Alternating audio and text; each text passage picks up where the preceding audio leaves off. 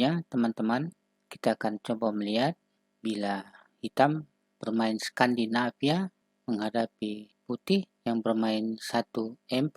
E4, D5, center counter atau counter peta tengah adalah satu ciri pembukaan Skandinavia. Dan bila putih melakukan pertukaran, langkah terbaik hitam di sini adalah kuda ke F6. Tidak serta-merta langsung memakan dengan menteri, mengingat hitam akan kehilangan tempo saat kuda B1 langkah ke C3.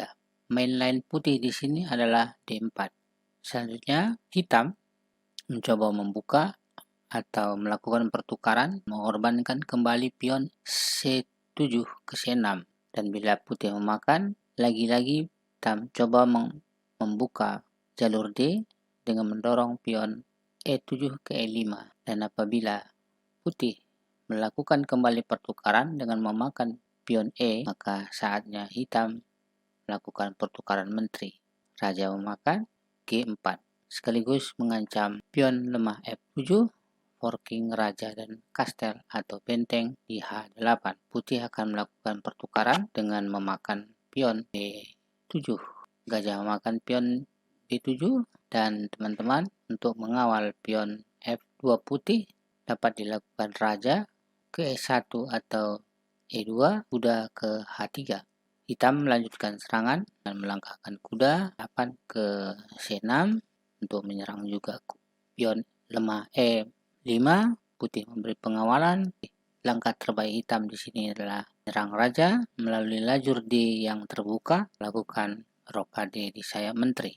Raja ke E1. Lagi-lagi manuver kuda C6 ke D4 kembali mengancam forking terhadap pion C2 yang tidak terkawal. Putih menutup dengan melangkahkan gajah, pion G2 tidak terkawal, langsung saja gajah G2 mengancam benteng di H1. Tentu saja benteng ke G1 kembali melakukan skak, kuda ke F3 sekaligus mengancam kastel atau benteng di G1. Sampai di sini teman-teman, posisi dan kualitas setelah kuda F3 memakan benteng di G1. Demikian teman-teman, kemungkinan langkah yang terjadi di mana hitam bermain Skandinavia menghadapi 1 E4 buah putih. Selanjutnya, kita akan coba melihat kemungkinan kedua, E4 D5, putih melakukan pertukaran, kuda F6, D4, C6, D makan C6, E5, D4 makan E5. Hitam melakukan pertukaran menteri, raja memakan, dan kuda ke G4. Pada video sebelumnya, kita melihat pada kemungkinan langkah sebelumnya, kita melihat pion C memakan pion B7. Kali ini, kita akan melihat putih langsung mengawal pion F2, mengingat forking kuda terhadap raja dan kastel atau benteng H1.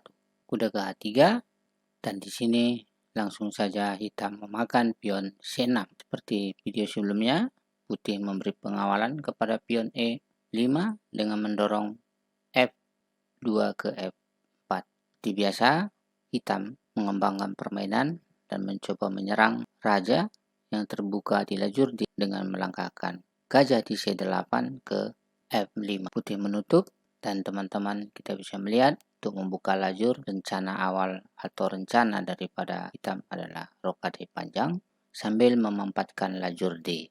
Mengingat gajah di D3 dalam serangan 2 kali bersama benteng dan gajah di F5, raja memberikan dukungan, dan teman-teman bisa melihat manuver kuda kembali ke D4, skak raja ke D2.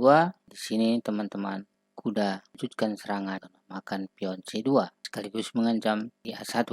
Lihat kondisi ini, raja memakan kuda di C2, tidak dapat dimakan gajah.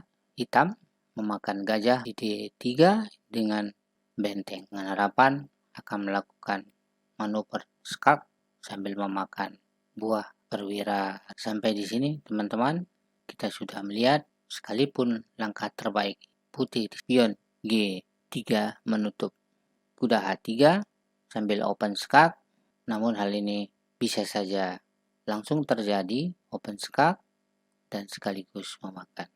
Demikian teman-teman, kemungkinan kedua, urutan langkah hitam, Skandinavia, putih, melangkahkan 1 D4.